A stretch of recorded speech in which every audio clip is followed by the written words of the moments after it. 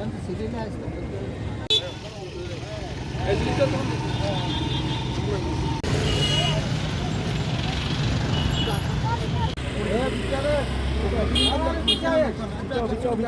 আপনারা তো আগে জেনে গেছেন যে আমরা রিজাইন করেছি, কংগ্রেস দল থেকে পদত্যাগ করেছি।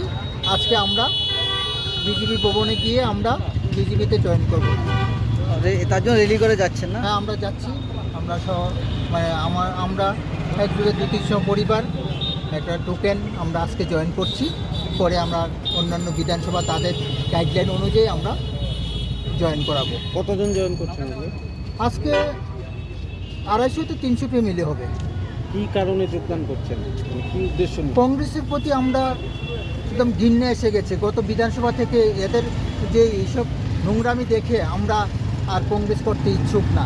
কারণ গত বিধানসভা আমরা দেখেছি, স্বচক্ষে দেখেছি রাজধানী হোটেলে এইসব যে বিভিন্ন সেন্ট্রাল থেকে আগত যারা ইনচার্জগুলা, হ্যাঁ, তারা বাণিজ্য করতে এসছে এবং খালি ব্যাগ নিয়ে এসছে এবং ভর্তি ব্যাগ নিয়ে চলে গেছে। এবং যা ধরনের কাণ্ড দেখেছি, হ্যাঁ, টিকিট বিক্রয় হয়েছে, সব কিছু হচ্ছে। তারপরে এসছে আবার দায়িত্বে জগাই মাদাই।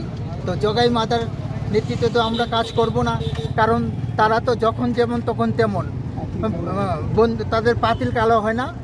বন্ধুর নাম প্রদীপ, উনি তো এই জন্য আমরা গীতসদ্য হয়ে আমরা আর জাতীয় কংগ্রেস দলে থাকছি না। আমরা জাতীয় দল হিসাবে আমরা বিজেপিকে যোগ দিতে যাচ্ছি আজকে।